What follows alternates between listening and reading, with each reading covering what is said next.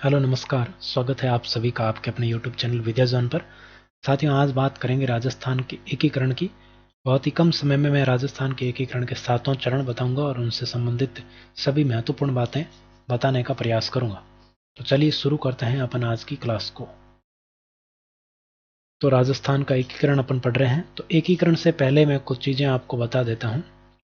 जैसे कि अगर बात करें, एक दो बार प्रश्न पूछा गया है कि किस रियासत के शासक ने या राजा ने मैं अपने डेथ वारंट पर हस्ताक्षर कर रहा हूँ ऐसा कहा था। तो वो भी आपको ध्यान में रखना है। तो आपको ध्यान में रखना है बांसवाड़ा के बारे में। बांसवाड़ा के राजा थे, बांसवाड़ा के राजा जिनका नाम क्या था, उनका नाम था चंद्रवीर सिंह। क्या नाम था? चंद्रवीर सिंह इनका नाम था। और इनके द्वारा एकीकरण का जो विलय पत्र था, उस विलय पत्र पर हस्ताक्षर करते समय इन्होंने कहा था कि मैं अपने डेथ वारंट पर हस्ताक्षर कर रहा हूं। क्या कहा था? कि मैं अपने डेथ वारंट पर हस्ताक्षर कर रहा हूं।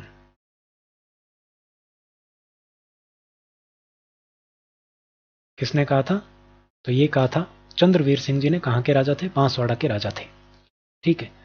अब देखो, कुछ बातें और ध्यान में रखनी है। जैसे अपन बात करते हैं यहां पर, एक रियासत थी और उस रियासत का नाम था शाहपुरा। क्या नाम था?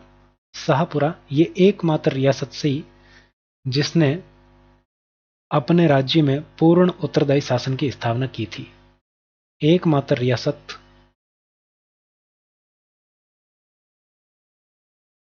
जिसने क्या किया? पूर्ण रूप से उत्तरदायी शासन की स्थापना की।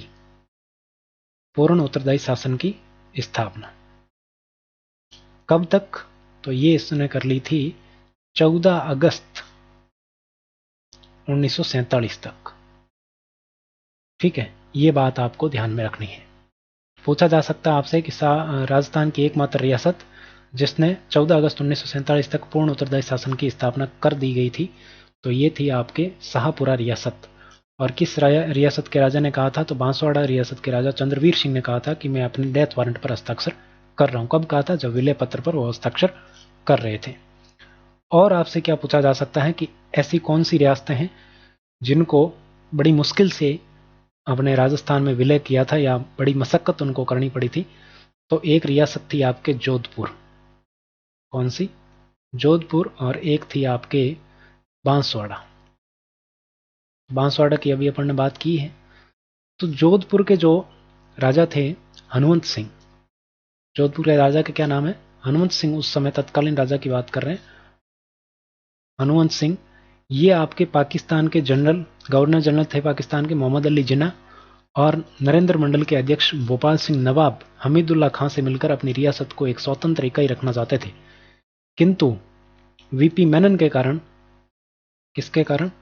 वीपी मेनन के कारण 10 अगस्त 10 अगस्त 1947 को इनका जो है वो विलय पत्र पर हस्ताक्षर करवा लिए गए। किससे? हनुमंत सिंह जी थे। तो ये बात भी आपको ध्यान में रखनी है। ये किसके साथ मिल गए थे? तो ये पाकिस्तान के गवर्नर जनरल जिन्ना के साथ मिल गए थे।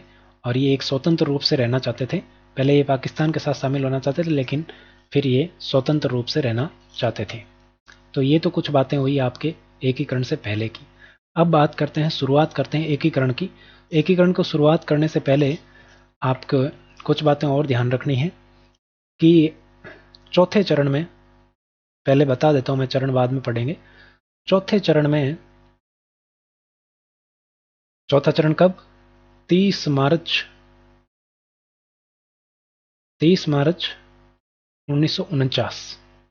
इस तारीख को महाराजा सवाई मान सिंह, महाराजा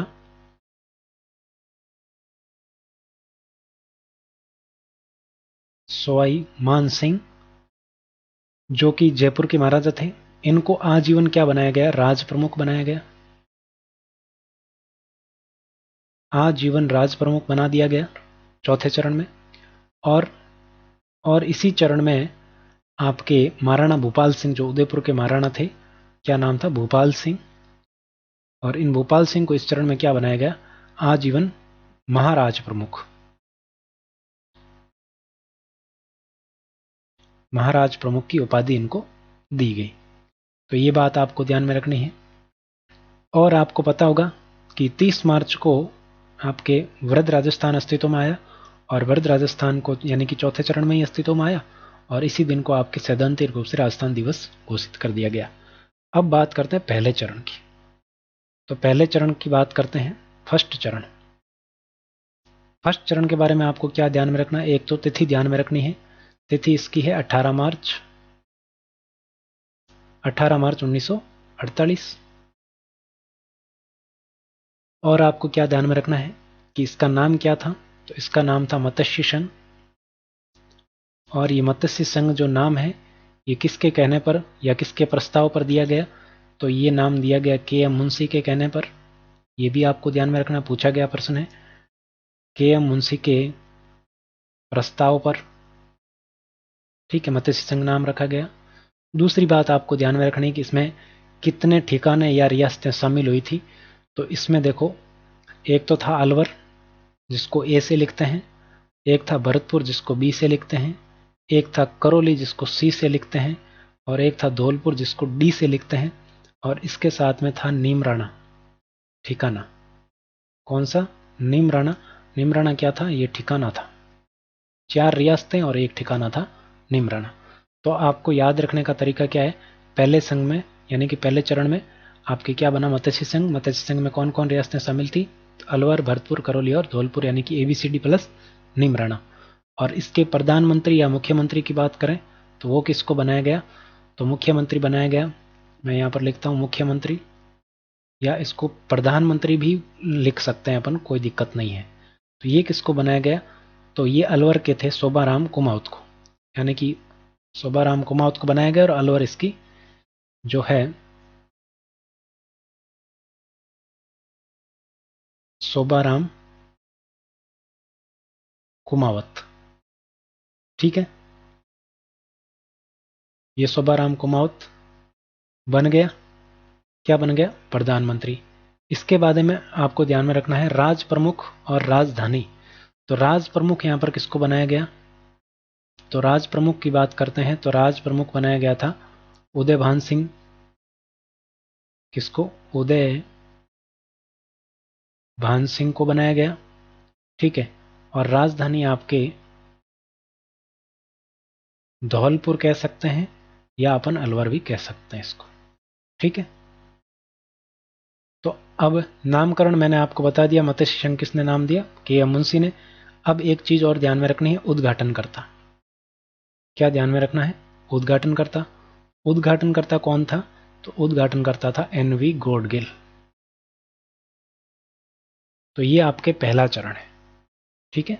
मत्स्य संघ ABCD, मुख्यमंत्री शोभाराम कुमावत, उदयभान सिंह धौलपुर, और NV गॉडगिल उद्घाटनकर्ता।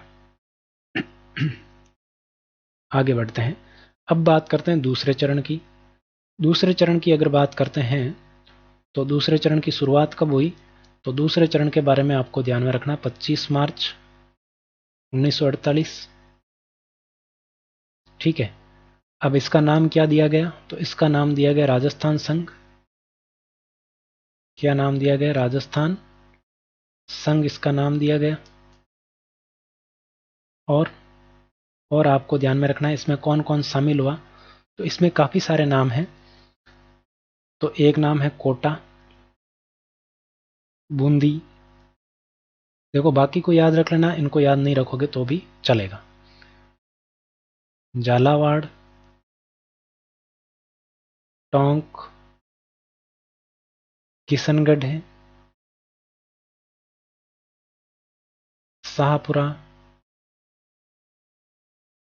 प्रतापगढ़, ठीक है। प्रतापगढ़ के बाद में है बांसवाड़ा, डूंगरपुर, और कुशलगढ़ ठिकाना, ठीक है। ये सारी चीजें इसमें शामिल थी। अब इसके बाद करते हैं प्रधानमंत्री या मुख्यमंत्री की। तो पीएम या सीएम की बात करते हैं तो वो कौन थे? गोकुल लाल असावा। दूसरे चरण के प्रधानमंत्री पूछे तो कौन थे? गोकुल लाल असावा। ठीक है, ये आपको ध्यान में रखना है। अब बात करते हैं राज प्रमुख किसको बनाया गया। तो राज प्रमुख यहां पर बनाया गया था महाराजा भीम सिंह को। किसको? महाराज भीम सिंह को बनाया गया। और राजधानी बनाया गया कोटा को। ठीक है, अब इसका उद्घाटनकर्ता भी कौन है? तो एनवी गौडगिली है। एनवी गौडगिल। ठीक है, तो ये चीज आपको ध्यान में रखनी है। ये तो हो गया आपके दूसरा चरण। अब इसको भी आप ट्रिक बना के याद रख सकते हैं, कोई दिक्कत नहीं है, रखना चाहें तो। अब बात करते हैं तीसरे चरण की। तीसरे चरण में क्या याद रखना है? सबसे पहले डेट की बात करते हैं। लास्ट में मैं सभी डेट एक साथ आपको लिखवा दूंगा, आसानी से याद हो जाएगी। तो ये डेट थी 18 अप्रैल 1948। 18 अप्रैल 1948। और इसमें तीसरे का नाम क्या दिया गया? तो इसका नाम दिया गया संयुक्त राजस्थान। क्या नाम दिया गया? संयुक्त राजस्थान इसका नाम दिया गया। अब इसमें कौन कौन शामिल था? तो इसमें पहले का जो राजस्थान संघ में जितने शामिल थे, राजस्थान संघ, अभी अपन ने पढ़ा दूसरा चरण, दूसरे चरण में जितने भी शामिल हुए, और इसमें कौन जोड़ दिया? उदयपुर रियासत को शामिल कर लिया गया। उदयपुर रियासत को शामिल किया तो यहां पर प्रधानमंत्री सीएम या पीएम कौन बनेगा? तो सीएम और पीएम यहां पर बनेगा माणिक्यलाल वर्मा। माणिक्यलाल वर्मा। अब यहां पर उदयपुर के शामिल किया गया है तो महाराणा भूपाल सिंह को यहां पर क्या बनाया जाएगा? राज प्रमुख बनाया जाएगा। तो राज प्रमुख कौन बना यहां पर?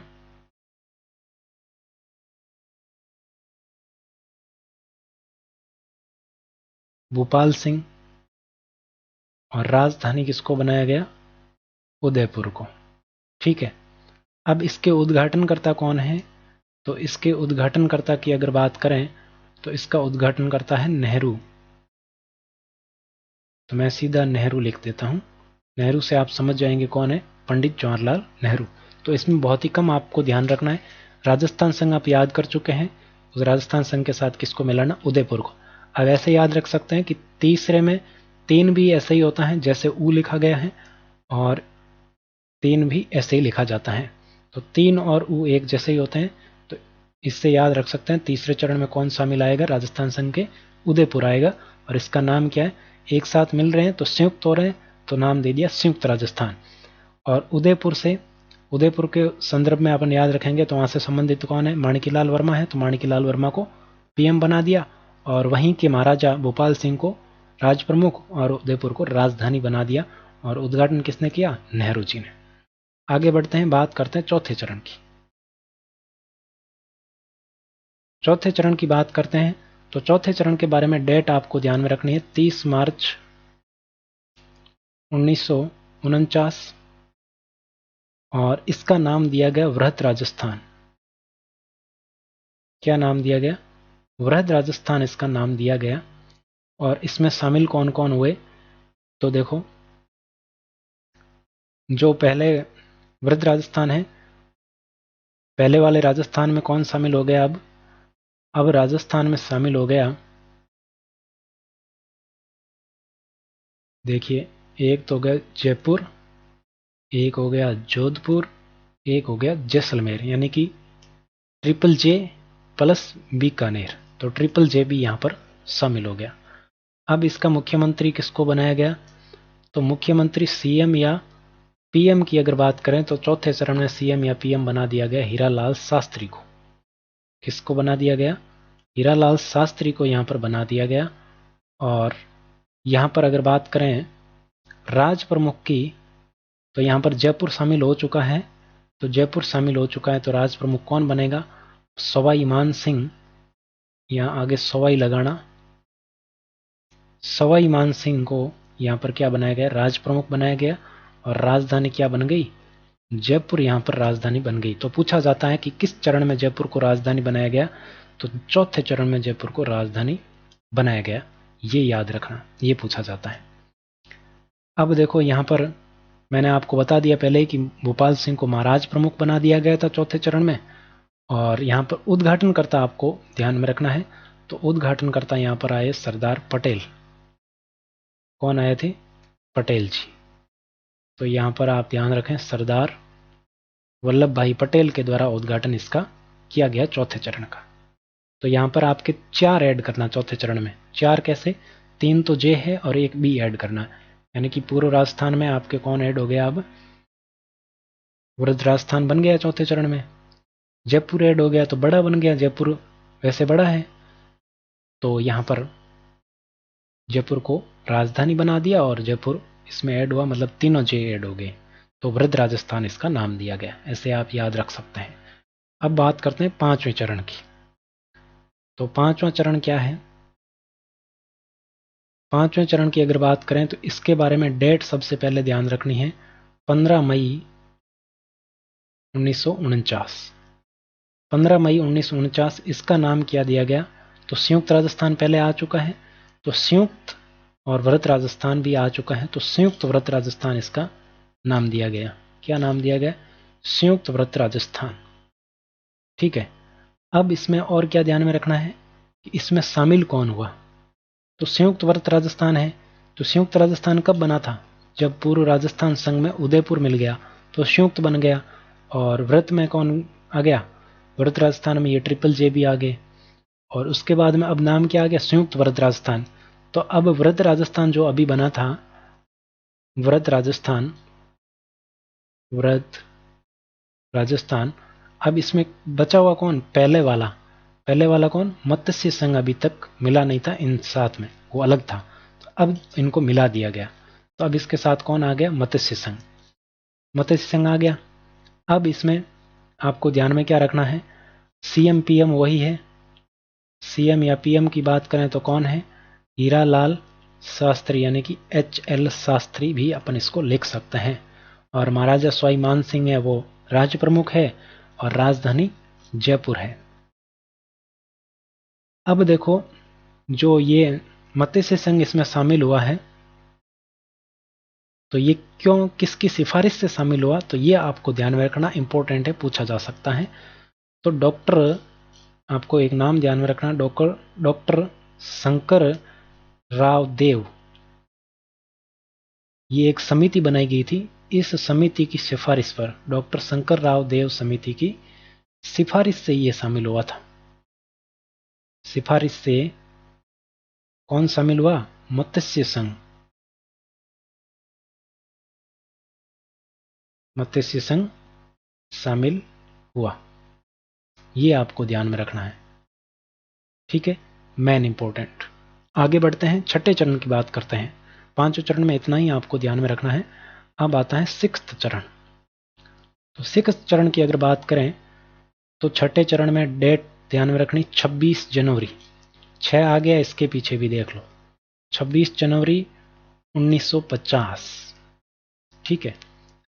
इसका नाम दिया गया राजस्थान संघ। क्या नाम दिया गया? राजस्थान संघ नाम दिया गया। अब इस राजस्थान संघ में कौन शामिल हो गया? सिरोही शामिल हो गया। अब कौन शामिल हुआ? सिरोही शामिल हो चुका था। किसको छोड़कर? आबू और देलवाड़ा के अलावा। आबू व देलवाड़ा अभी भी अलग थे। देलवाड़ा के अलावा जितना भी सिरोही था वो शामिल हो चुका था। सिरोही को विलय करने में काफी समस्याएं आई थी।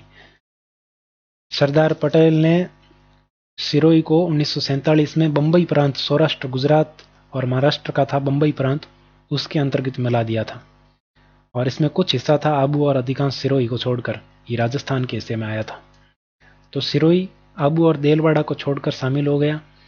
और इसके प्रधानमंत्री और राज प्रमुख वही हैं। और अब ये राजस्थान है वो 20 श्रेणी का राज्य बन गया था। अभी राजस्थान कौन सी श्रेणी का बन गया? 20 श्रेणी का राज्य बन गया। 20 श्रेणी का राज्य बन चुका था छठे चरण में। ठीक है, अब बात करते हैं 7वें चरण की। तो 7वें चरण की बात करते हैं अगले पेज में। यह 7वां चरण। 7वें चरण में नाम क्या दिया गया? तो राजस्थान, यानी कि आधुनिक राजस्थान जो अभी आप देख पा रहे हैं वही राजस्थान। और इसकी डेट की अगर बात करें तो ये डेट थी 1 नवंबर 1956। अगर आपसे पूछे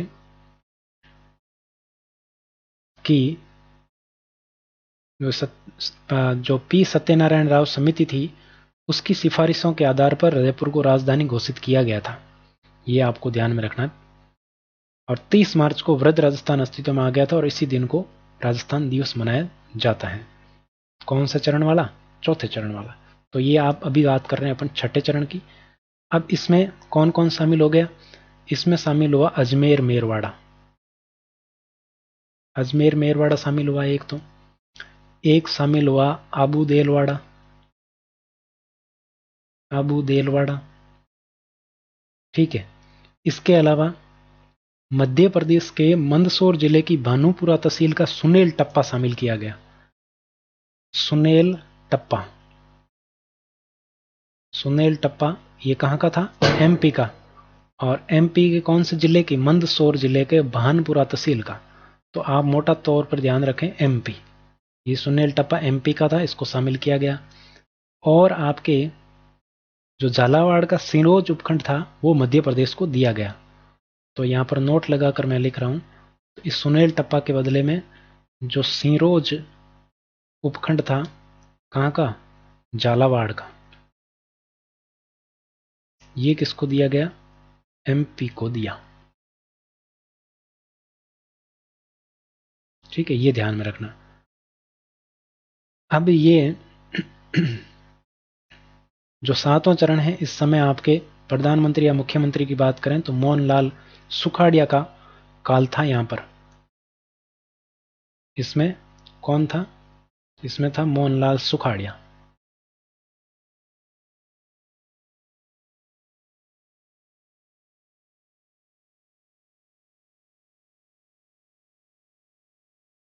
सीएम कौन बन गया? मोहनलाल सुखाड़िया। और अगर बात करें अपन राज प्रमुख की, तो राज प्रमुख का पद यहां पर समाप्त कर दिया गया था और राज्यपाल का पद प्रारंभ किया गया था। और राज्यपाल किसको बनाया गया था? तो पहले राज्यपाल बनाया गया था गुरुमुख निहाल सिंह को। गुरुमुख निहाल सिंह ये पहले राज्यपाल बने थे। तो राज्यपाल कब बने? तो ये बने 1 नवंबर 1956 को। ये अभी किसी प्रश्न एग्जाम में पूछा था और विवाद में भी आ गया था आपके। अब आपको ध्यान में रखना है कि 7वें संशोधन से राज्यों की जो श्रेणियां थी उसको समाप्त कर दिया गया था। 7th संशोधन, 7वें संशोधन से राज्यों की जो श्रेणियां थी, ए श्रेणी के राज्य, बी श्रेणी, उसको समाप्त कर दिया गया था।